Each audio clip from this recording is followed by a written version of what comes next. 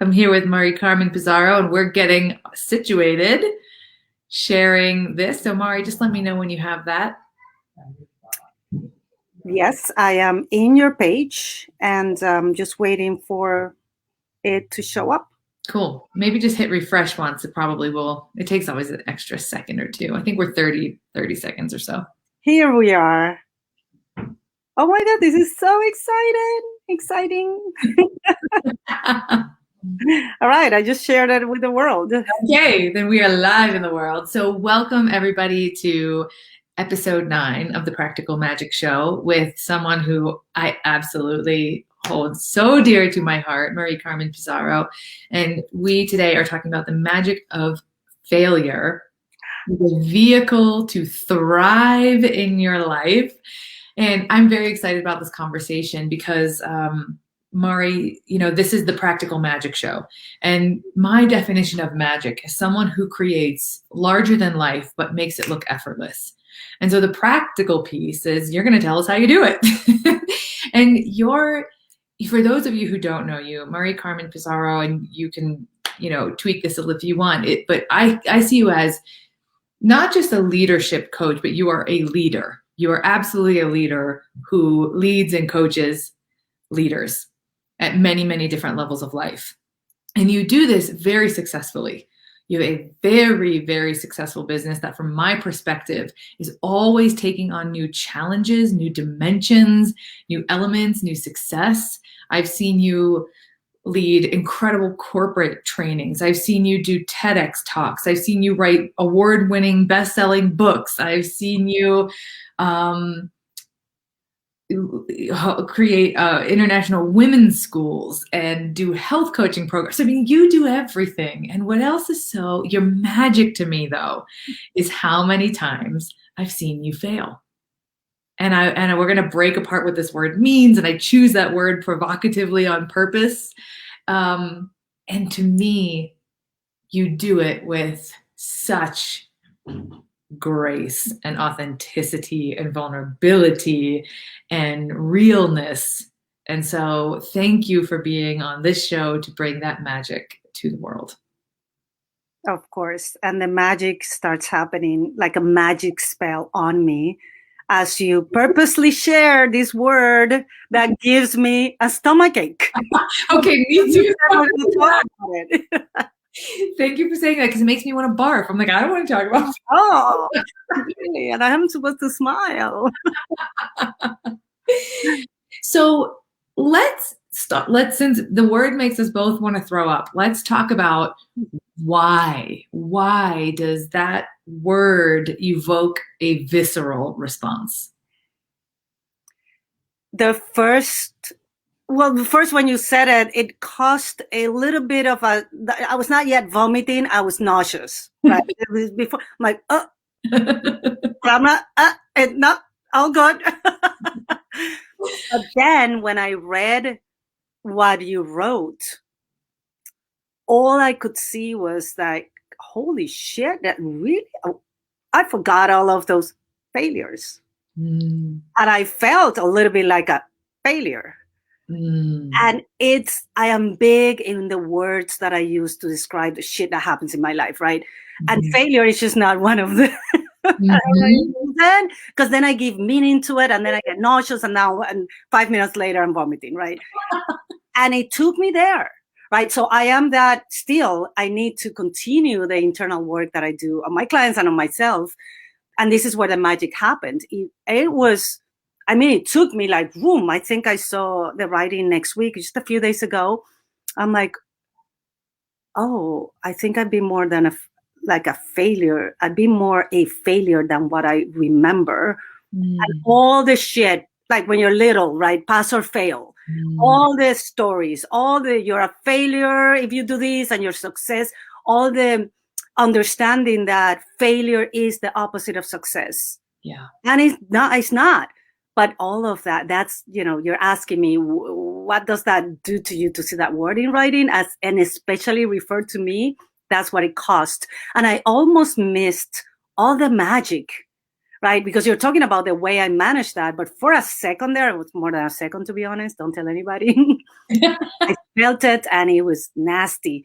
Yeah. And I got out of it, but I'm like, wow. And that I think is magic, because now I appreciate the contrast even better than before. That's what to me is your magic, because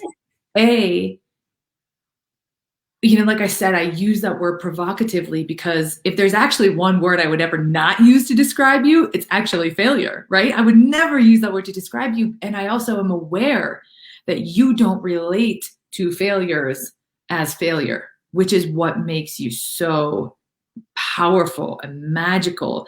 And in the moments where things don't go the way you anticipated, hoped, planned, or tried for, I have known your experience to be willing to go into all of the emotions that arise from, I don't know, I don't want to put a word on you, but like a disappointment of something not going the way you thought. So can you talk about the difference between what you just described as seeing yourself as a failure when you see the word failure and doing what you actually do, which is not relating to it as a failure? Do you know what I'm saying? Like in the moment, you go through it. How do you go through it in such a way that allows you to not take it on as opposite of success?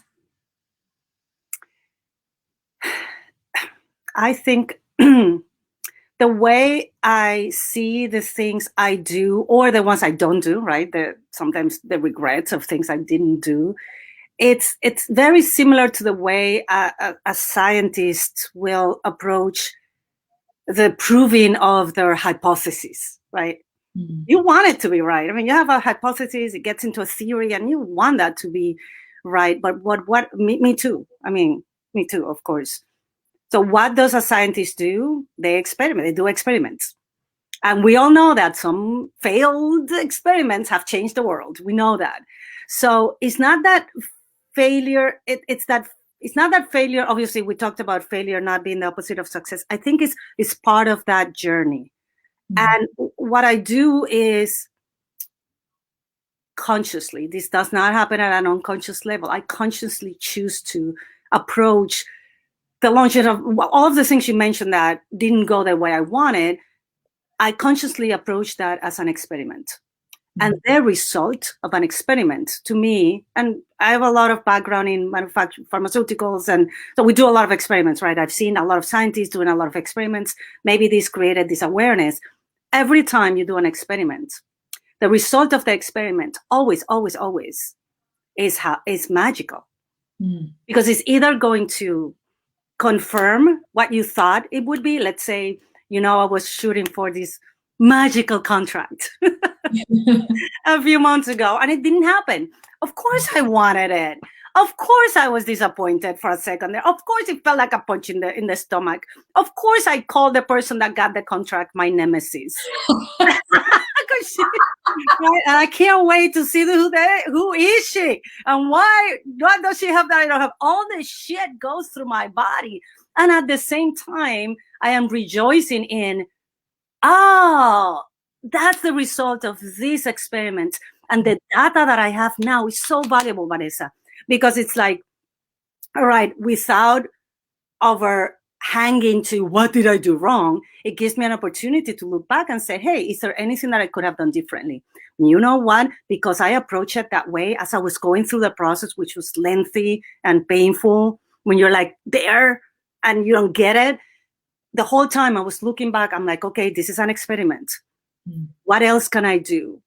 Despite my fear, I created some videos for some people that are not used to receiving video messages.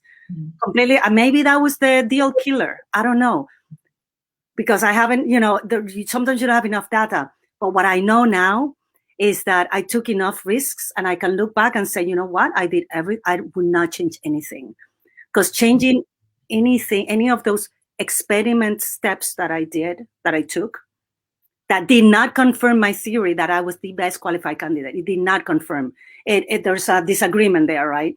On the experiment. Every step was me. It was me showing up. It was me with my opinion. It was me, what would you do if? It was me giving my best shot. There's no way. So it confirmed that, all right, I was out absolutely authentic. Thank God I didn't get it, because who knows if I would have changed who I am, for example. And this is after the disappointment and the punch in the stomach. If I would have changed, I mean, somebody could have said, hey, say this, this, and that. This is what they value, which is different than what I value. I wouldn't have gotten it.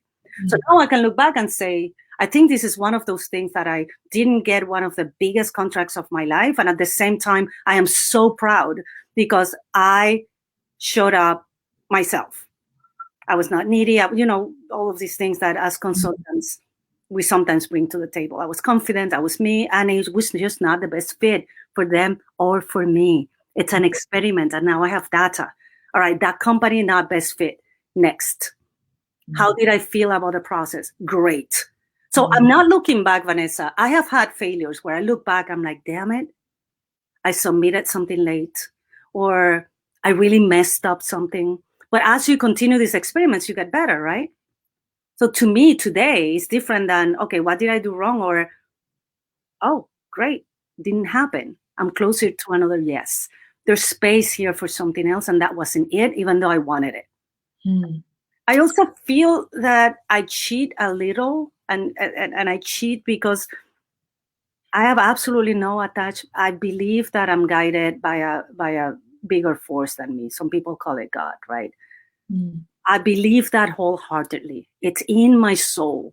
I believe that I'm guided. So how can I be disappointed if something happens or does not happen the way I thought it could happen, the way I thought in my limited mind, when I know there's something bigger in me guiding me forward? And see, this is why you're magic, because you were magic all the way up into that, and then you added that. And I heard three things, and so this is the magic that I heard. There's one, authenticity. Well, four actually. Let's say four. There's experiment. I consciously chose to view it as an experiment. That's so important, because then the whole time you're looking at it that way. What can I see? And I get the sense of a little bit of inquisitive curiosity when you use the word experiment versus, perhaps like proving and self-worth or something on the other side. Then I heard authenticity. I showed up as me. And I think that my feeling is that there's something very important about this piece of it, that if you're not authentic somehow, and you can maybe speak to this, feeling like a failure is more possible if you show up inauthentically. So I experiment. I show up with authenticity. I was complete. I felt I did everything I could, had access to, was available for. I showed up fully, and I trusted in the guidance of God or this greater life force that sees and knows more than I can see. Mm-hmm. I need to slow down every single one of those. But it's so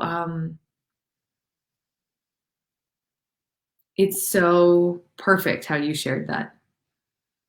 And a willingness to feel the very human response to it not playing out the way that you wanted it to. It's like, okay, yeah, I didn't want this, and I feel these things, and I'll feel these things, and know that all this other stuff is still true. It is, yeah, it is. And it is easier, as obviously as I do this over and over, it gets easier and easier to move from, shit, and who,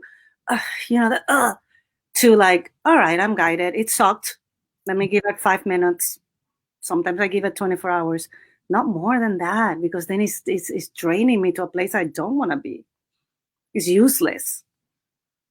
Totally useless to stay there more than, I don't know, a couple of hours from now.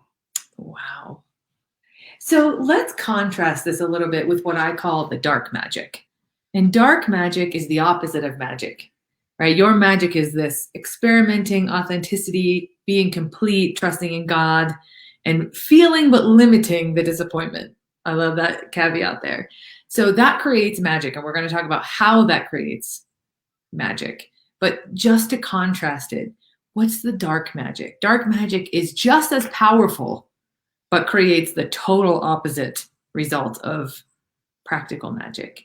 So what are people doing, or what did you used to do that did create that feeling of, oh, I am a failure, and that just drags you further down. Can you remember that or access that, or have you seen that in your clients? Yes, of course, all of it. I can remember that, I can access that, and I've seen it in my clients all the time.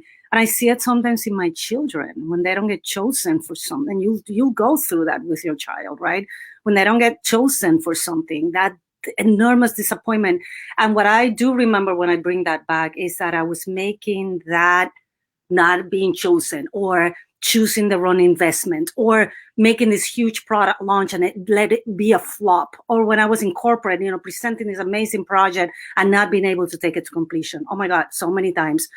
I can go over 100 things that I learned not to do again, right? Because the more you go through this process of disagreement, right? The experiment did not render the result that I was hoping for. There's a disagreement. That is data. I want to keep, for those that are listening, that is data. And it's your responsibility to keep it in your head or write it down. I write a blog on it every time, do something with that, because that's a gift. That's magic.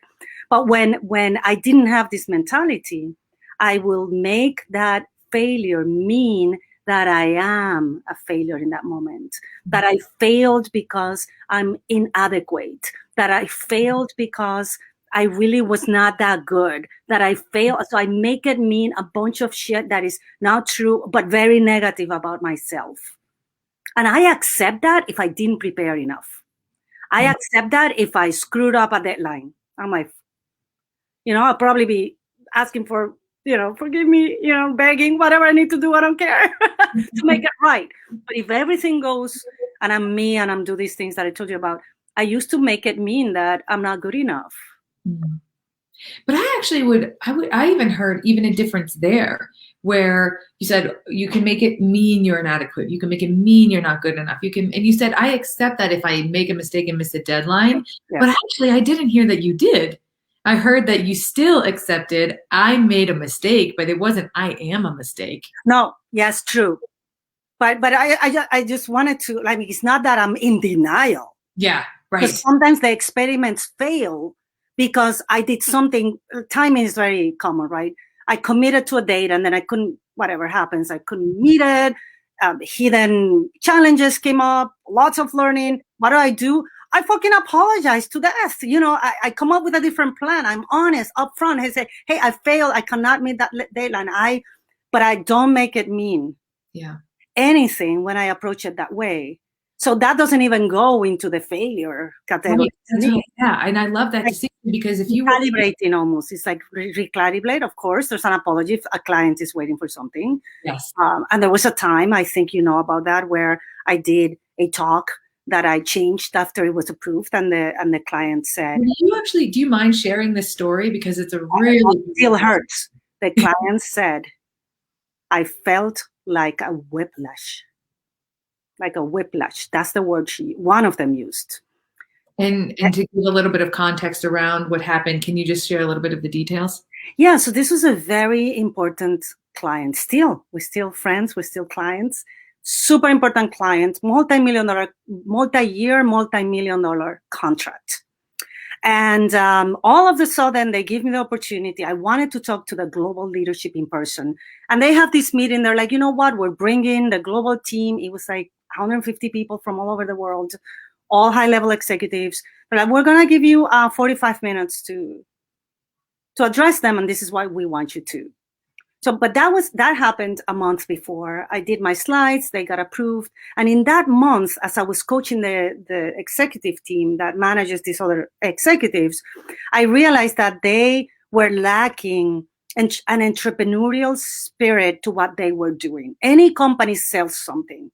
And what happens in these huge manufacturing, companies, the engineers are more worried about process development than, dude, you have to sell a product. Otherwise, in the end, there's a sale and exchange of money and services that have to happen. I integrated that into the talk. The big problems, without saying, because I was so sure and so fucking cocky, I crossed a line, right? And I was late I got stuck in traffic. I got there late. So what happened, what being there late meant that somebody before me did a talk, somebody within the company, on leadership that was the opposite of entrepreneurial spirit. Mm. It was somebody from HR, this big company, they sent somebody. It's not the message they needed to hear, but it was the message that the company chose was going to share. And then I come right after, late, frazzled. And I got there. I remember I was sweating. I was like hot, put my computer and I started talking about entrepreneurial leadership. And I didn't know. I thought I was doing such a good job because people were like, oh my God, and I'm doing eye contact and I feel I'm connecting. And they were thinking, what is this woman crazy? And who gave her permission to talk about that? And why is she talking about something that moves us away from collaborative, something different that they were doing just an hour before? And I always, when I do talks, I always like to go to the whole day, whatever it is. If it's this type of engagement, I always go the whole day. But this time, everything, I flew that morning from California in the red eye. You tell me if that's the best way to approach, right? So when I looked back, it was wrong decision after wrong decision. I crossed the line to overconfident, which I do sometimes. One of the things that have gotten me most failures is when I cross that and become cocky and overconfident. And I heard words like, "You're now on probation." On probation. It was a whiplash. You have to, I don't know how you're going to recover from this. We don't know if we want to continue working with you. Who told you you could, you can continue on. And I did one-on-one with all of these executives and heard it. And then I requested to meet with the groups, with the different departments in person. And it took about 3 months to apologize to these people. It still hurts. And they gave me another contract after that one, that I don't know that I would have gotten if I wouldn't have failed that, but it took a lot to really not make it mean that I was a failure, right? That one, that's one of the most painful I've had in my whole life. And so even more grateful then for you for sharing that, because it's very vulnerable to share something that's still painful. And maybe they're watching. Not that I share this. But the thing is, Mari, about you, your willingness to engage with everything that occurs with humility, integrity, and I think creativity is the thing that has you still working with them, because not everybody would have recovered from that. Oh man, I was determined. Not for the money this time. It had nothing to. I had no idea there was more work. Nothing. Yeah, is that the attachment? Remember, we jokingly call it the on hook, not off hook. I was not on the hook. I'm like, I'm not gonna put myself on, because I'm the one that puts. I used to put myself on the hook. You know that. What does it mean to put yourself on the hook? Because you don't do it anymore. And I was lucky enough to see the before and after. It's that attachment of the experiment having to have a result that is the one I dictated. But think about this in life, right? I'm going through life doing experiments. If every experiment is going to prove my hypothesis right, what a boring life. It just lacks meaning. If I think about my life without these things, without what other people will call failure, right?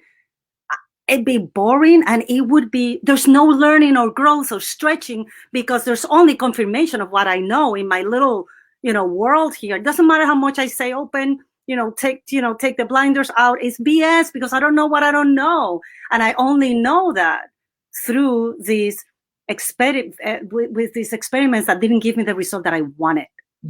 Confirmation is only keeping me in my world, and it feels great. You're like, hey, 2 + 2 4, and it's just amazing. I know that. But what if somebody says, no, there's a way that becomes 3? And by the way, in these instances, 2 + 2 is 3. Wouldn't you be like, you wouldn't even feel like a failure. You'd be like, what? Okay, so let's see what that means and what else can I learn and what did I miss? Like, holy shit, 2 + 2 can be 3. That's how I feel about these things. That's amazing. Because one thing that I reflected on before we talked, that admittedly I'm not that great at, and I'm aware of, is that if we if we, like you were saying, we only ever go after things that we know equal 4, Mm-hmm. then you have to keep your world so small that you only participate in things that you know the outcome. Mm-hmm. That doesn't work to expand your world, right? That just keeps your world the same. And what I just heard you say is that if you're willing to look at what we would have previously called failure as experiments that inform you of a different possibility, then you actually get to, like, your world changes in that moment. Am I hearing that right? It changes in that moment. And when you invited me to the magic show, and it made me think about magic, what's magic? Well, that's magic in a way. So let's, That result that is incongruent to what I thought. I'm like, no, 2 + 2 is 4. And then, it's like quantum physics. All of a sudden, we can do these things. And that was actually as a result of a failed experiment, Mhm. right? So 2 + 2 can be 3. If we put it in that context, it's freaking magic. Now a new world open up, and I might want to go in there. I might not be interested. That's just for me to decide. It doesn't matter. It's just open. So I really like this because the question, of course, that would come next is, why does this work like magic? What happens in your world and to yourself when you start to engage this way? So can we, and this is, I'm not even sure I know the right questions to ask here, because I know you see this differently than I do, but it's like you're showing me, I'm just going to give a visual metaphor. It's like I'm standing in a room and I'm like, it's this door or this door. And you're like, no, those are only 2 of the doors. And I'm like, there's only 2 doors. And I see only walls. That's a window. And you're like, you think that's a window. And then you go over and you like do something on the wall and like a trap door opens up. Like that's the experience I'm having of when you're talking. So can you just share more about what happens in the magic space of this? So the question you're asking is, what happens to my world when I open or discover the trapdoor? Yeah. And I would say, it's funny because I usually say, I do use the word magic in my vocabulary. I would say magic happens. Well, what is that magic? It's an awareness. Again, my world expanded. Because we all think we're better than other people, right? I think that I have this worldview bullshit. Everybody says the same, like, well, especially in the coaching world. And it's like a reminder, like, open again. And it's going to shrink. It's flexible. It will shrink again. I'll have to open. So that to me is magic, that ability to, oh my God, there's the trap door. Holy crap. And are we going through that, or are we I'm going to go through a trap door. I mean, that's my personality. I also have very unique needs, right? I love risk.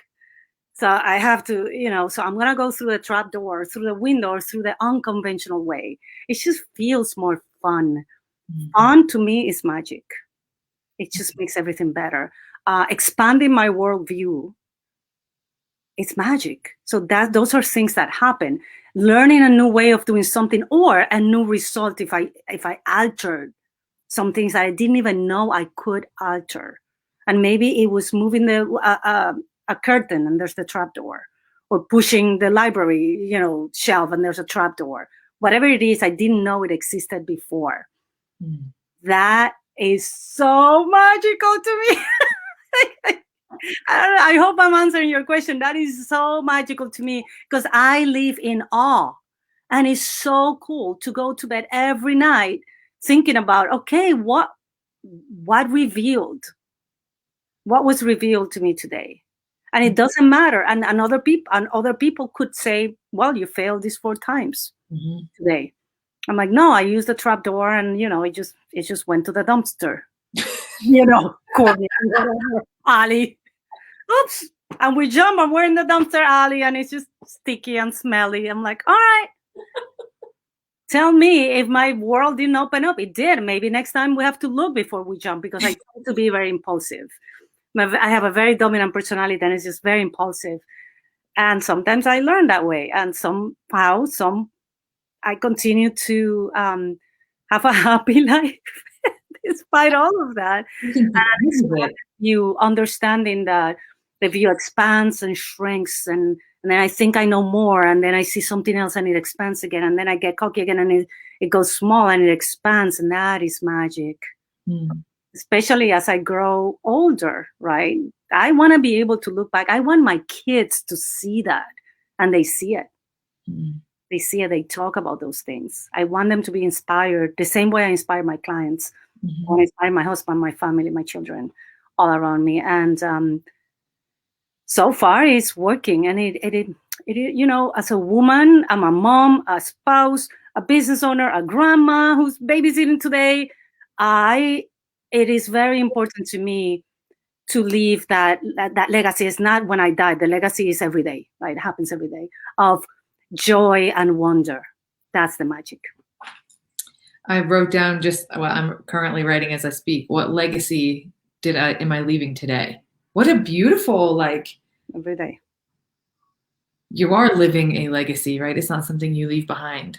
And we all are, right? Good or bad, shitty or every day you're living, especially if you don't live alone, if you live with other people around you. Yeah. Something that you said that I don't know, that I want to make sure I'm understanding this right, because it's really cool, is I wrote a new definition for failure, which is expanding your worldview. Because what I'm hearing as you talk is that failure is only what you thought, like how you thought the machine worked. It doesn't work that way. It has nothing to do with you. It has nothing to do with you. It has the way you thought it worked, it doesn't work. And now you know there's 6 other ways it can work. And if you are going to, nobody will call failure going into a car. Like my husband bought a new car and it's all electronic. I hate it. I don't know how to drive it. It's all like button and everything's a camera. I don't feel like he's never said, oh, you're a failure because you can drive it. I'm like, I'll get there, 5 minutes at a time. I'll get it. I prefer a stick shift. That's my thing. But hey, he bought an all electronic car. And it's the same thing of what you said, operating the machine. I thought I was going to look in the rear view mirror and I was going to see back. No, I have a camera there. I don't have a rear view mirror anymore in this particular car. Is that a failure? No, but right. We would never, even in regular words, we would never say, oh, you're a failure because you thought you were going to. No, I'm like, holy shit, really? And that works? And how does that work? And where's the blind spot? And oh shit, I'm not driving this car for another month. Right? Discovery is that discovery, constant discovery. And when you're in a space of constant discovery, you live in awe. You're asking questions like, what was revealed to me today? What legacy am I leaving today? How does that change the way that you show up to your life and your goals? How does that change it? I have a word that just came so strongly to me, Vanessa. I show up on purpose or intentionally. I show up on purpose, not that I'm on my purpose, like on purpose, like I'm thinking and I'm speaking on purpose. And I've noticed that a lot with what I say or not say to my daughter when she's going through she's having a really bad day, or what I say or don't say to my husband or to my children or to my clients, or what I ask or don't ask. It's everything, almost not everything, but almost everything is intentional. The worst thing for me is, actually, I used to do this, like shoot from the hip, like quickly react, that immediate to judge. Oh my goodness, immediate to judge. I'm like, boom, do a judgment. It would take me a second to do a judgment, compose a sentence, and come up with an attack, and then regret it. I don't do that anymore, because this looking at the world this way makes me stop and listen, because I don't want to be that other person. I want to be in awe, and I'm guided. So all of these concepts come to mind. And in reality, I'm learning to listen more. I'm learning to be on purpose. So I'm going to say something that is on purpose. If I don't have anything that I can say on purpose and it's more a reaction, and it happens, right? It happens every once in a while. I stop for a second. I say things like, if my team is listening, they're going to laugh. Let me sleep on that. I never, ever, ever in my life said that. Ever. I was a yes, right away, consider it done. And I do have that. Like 50% of me is still that, but let me sleep on it, because I want to give you a response on purpose. I want to be on purpose, intentional. Living unconsciously, it robbed me of some of the best years of my life, I think. It sounds like you, in growing into this space of having a lot of taking yourself off the hook, right? And you just showing up and learning has allowed you to take other people off the hook too, it sort of sounds like, and you're much more conscious of the way that you're impacting and influencing the people around you. Like you've somehow created this additional space inside that buffers outside experiences to you so you don't make them about you. But then that same space, it's like it allows you to buffer what you're feeling when you interact with other people so that you don't take that to them.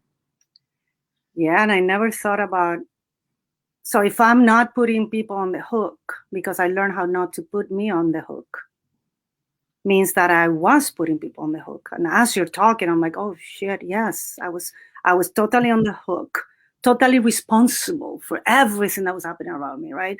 And I definitely was putting people on the hook. No wonder some people run away from me. Oh, shit, now I get a bunch of stuff. I'm like, yeah, I was putting him on the hook. That's why she ran away. Happy, like, the hell with that woman.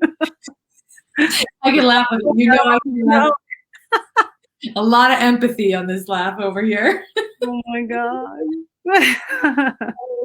I guess my last question for you then is, when you are living on purpose and intentionally, and you're sleeping on it and you're not reacting from shooting from the hip, what difference does that begin to make in your world? First of all, the first one, and this is all, it's totally fake. I look more wise. And I know it's fake. It's like, I'm just actually taking it easier. That is wise. And people are like, oh my God, your wisdom. I'm like, do you want to work with me? I have a secret and I can show you. And eventually, I guess it gives me a little bit more wisdom, because when I sleep on things, my brain never stops. I'm thinking, creating all the time. Could be overwhelming, but I've learned to, because I'm off the hook, it's just enjoyable now. And sleeping on something gives me a whole new perspective in the morning. And when I say sleep on it, I'm like, there has to be either a meditation. If I can't sleep on it until the next day, which happens, like maybe I have an hour, I go meditate. Or if I really sleep on it, like it's going into my subconscious. So that has been the biggest benefit. And as I do that, and I continue to experiment with that wisdom, I get confirmation or not. I get more of that. I get more, all right, yeah, it's that way, or no, left turn, you're going right. No, it's left. Turn now, right? It's, you're 100 feet from make a legal U-turn if you can, like the navigation system. She keeps saying that, you're like, oh shit, I'm going the wrong way. That's what that gives me. And I think I said that wisdom is it's kind of fake, but it's also, eventually it adds up to a more wise person, I guess, little by little, right? And how does that affect your outcomes? That wisdom? Does it? It can. Like, it happened last week when I said to somebody, let me sleep on it. And the next day I had a complete different view of the situation. So in that particular moment, all of a sudden I saved the day on this project. All I did was sleep on it. And then because I know my brain keeps working, I know I'm going to get a decision. I'm also super positive, man. It's like nauseating. Some people are like, don't you have a bad day? I'm like, yeah, but it's happening for me. And, I'm guided. It's all good. It's an experiment. So I annoy people. I'm very positive, and I am an optimist. When I say sleep on it, I expect to have a response. But sometimes the response is take a legal U-turn while you can. And that sometimes pisses people off, right? I'm negotiating something and I need, whoa, let me sleep on it and I come back. But the other day I did an experiment. I was invited to do something like 3 years ago, would have been so amazing to me, just being part of something huge. And I needed to sleep on it like 3 days in a row. And the answer was no. The answer I felt guided towards was no. No, thank you. I love you. I adore you. Sounds great. And no. And I was able to write the most beautiful no I've ever written. Honest and full of love without over explaining. It's just, it doesn't resonate right now with the life conditions that I have, right? Simple. So even if, this wisdom thing changes the way I approach whatever's happening, whether it's take a legal U-turn immediately as soon as you can, or you're on the right path. And the next one is a right turn, and that's the way to go. Which I actually really love that we're sort of rounding off our conversation in the same space, because when you talked about the magic at the beginning and what allows you to be in the space of disagreement, right, where your hypothesis didn't match the result, and feel the magic of that, is it was authentic, complete, and guided. And so when you just answered the question of how does it influence your results, what I really heard was that it seems like your results are all congruent with you, right? It's like, and what I love about this idea of congruency is they're in alignment with you, they're in alignment with what's important to your life. But I would have to imagine too that like you, what is it that I'm trying to say here? You continually create bigger and bigger and more awesome things, but they're always congruent. And so I think what I'm seeing is that this congruency that occurs when you sleep on it and you have this wisdom and you're living on purpose is that you sort of can't help but like. You're right. Yes, looking back, yes, you're right. It keeps growing. And I'm thinking, is it because I'm a risk taker, because I'm so naive that I say, I take projects that I don't even know how to. I just say yes most of the time. But yes, it does happen. It does happen. And I look back, and this is part of the magic of being here with you. You allow me to look back like the 5 years. I'm like, wow, yeah. Oh my goodness. Yes, we do. Yeah, it goes in crescendo, but there's no expectation. Therefore, there's no disappointment. Yes. That's again lowering my energy, my vibration, and it's just, I've been there. It doesn't work. I love that. It's such a perfect place to end, because we just returned to the magic and we see the effect of the magic. And so thank you for just, I love you. I love how you show up. Every single time you speak, I learn. That is just, and we've talked a lot in 5 years, and I don't think I could find one instance where I haven't learned from an interaction with you. So thank you not only for this moment, for all of those moments leading up to this moment. And how can those who are inspired by you reach out to you? How can they find you? Oh, so I have a website. And it's my name. You see it there, maricarmenpizarro.com. There I explain a little bit of about my philosophy. It's pretty raw, but it's me, right? I decided to be me, and on purpose, that website was grown.